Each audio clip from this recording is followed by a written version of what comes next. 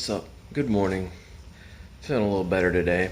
So I actually reached out to my buddy Clinton because he has the DJI FPV drone. We've been flying it together, but I knew I was going down for surgery, and I asked if he'd be willing to do some thorough testing for me while I was down and healing, and he agreed. So he agreed to be the guinea pig for all of you guys, and I said, hey man, I keep hearing about how this thing is great for beginners, but I would like, if that's the case, if this DJI FPV drone is so great for beginners, then let's test out some rigorous testing of the brake system on it, where you push the emergency brake and it stops.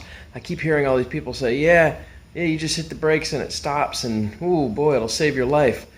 But let's take that a step further. I wanted to know what would happen if you did some sporadic yaw inputs and flipped it upside down, inverted, and then hit the brake while you were doing inverted yaw spins and stuff. How much can it really handle, and what will it do in that scenario? So my buddy Clint was more than up for the task, said he would take it on. So here's his footage. Say thank you to him because he decided to be the guinea pig for all of you. Let's find out how good the brake button is on the DJI FPV drone and what you can expect if you push it while inverted. See you guys in a minute. Okay, we're gonna see if I could fly this here on the DVR stuff. It says slow SD transmission, so we're gonna give this a shot here.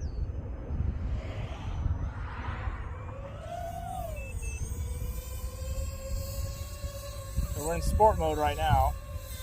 I took off and recorded right away. So we're in sport mode, just gonna mess around a little bit.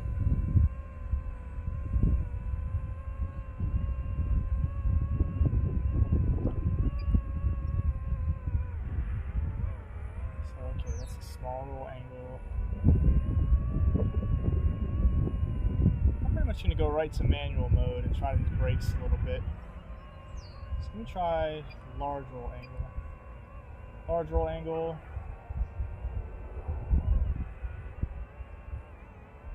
Okay, let's see if I do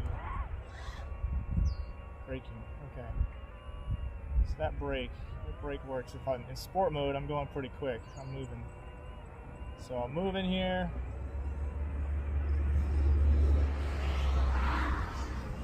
And brake. Okay, so it broke. I don't want to go down, so I want to go into manual mode now. Going into manual, switched. Okay, good. Go mess around in manual.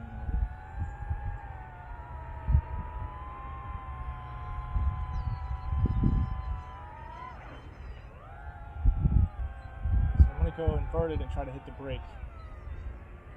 Well, let me see, I'm going to go down a little bit.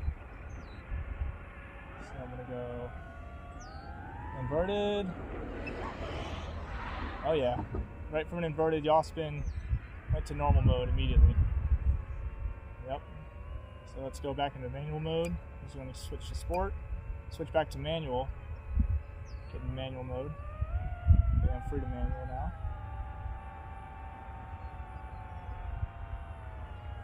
To manual.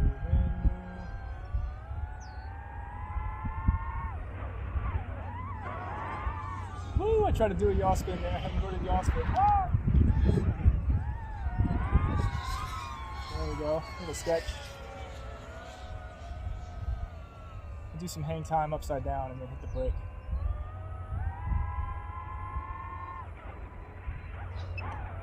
Yep, inverts itself, hits right away back into normal mode.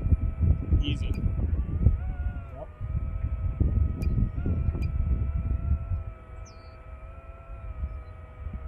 Go back into manual mode.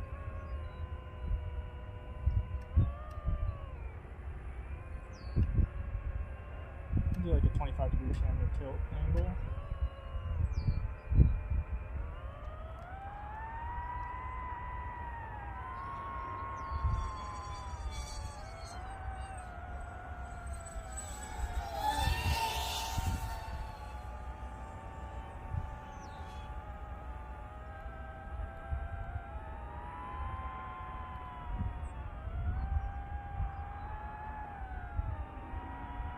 keeps giving me this remote controller stick error, so I don't know what that's all about.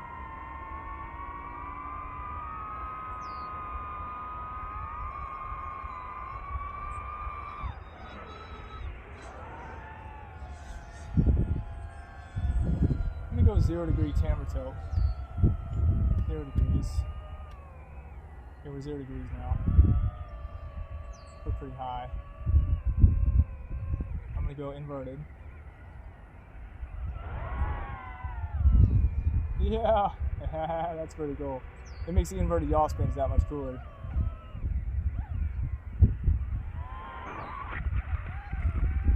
Oh.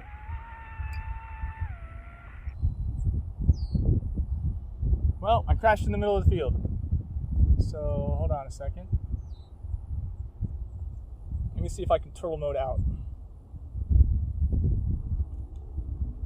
So here's a demo of turtle mode. I'm out in the middle of a grassy field, upside down, and I'm gonna double tap the C1 button, which I've set to be turtle mode, and see what happens. We're in turtle mode right now.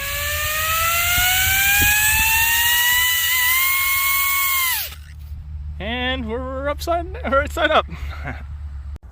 Okay, this is the status after an attempted inverted yaw spin in the middle of a field and not pulling out soon enough. And it's hit the ground, but it was in grass. And it looks like it's just got some grass stains on it. So it's not anything, just mostly looks cosmetic. The turtle mode worked out there. I sent you a turtle mode demo. Looks like it might have some grass debris stuck up in the canopy here, so I can take that hood off and dust it out. But mainly because I think it tried to take off, or I tried a turtle mode initially in the grass just to see if it would come out where it was at, and it was in too tall a grass. If it was inverted out in the middle there, that field, in a non-tall grass section, it probably would have got out of it fine, and I would have been able to recover. But I had to go jump a barbed wire fence and walk out, use the ESC beeping and locate it. So overall it helped me find it pretty good. No different than say a normal quad with a beeper on it, like a FPV or custom quad. So okay, so it looks like on one of the on that crash that I actually did get a little bit of prop damage. Just the tip of this one prop looks to be is a little bit bent or broken there, if you can see that. But that's all it looks like I got. I'm still looking at the rest of the quad, and we'll see. Okay, so I got the front plate off and all the dome here. It's just a few screws to remove to get this clear part off.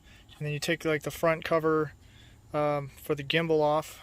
The same Allen wrench that comes with it, the hex wrench that comes with it. Unscrew all these screws, so it's super easy to get into. Just clearing this all out. I don't have a canned air, so I just kind of had to clear it out or blow it out manually. But so far pretty easy to get into, and seeing how the components are mounted is very interesting as well.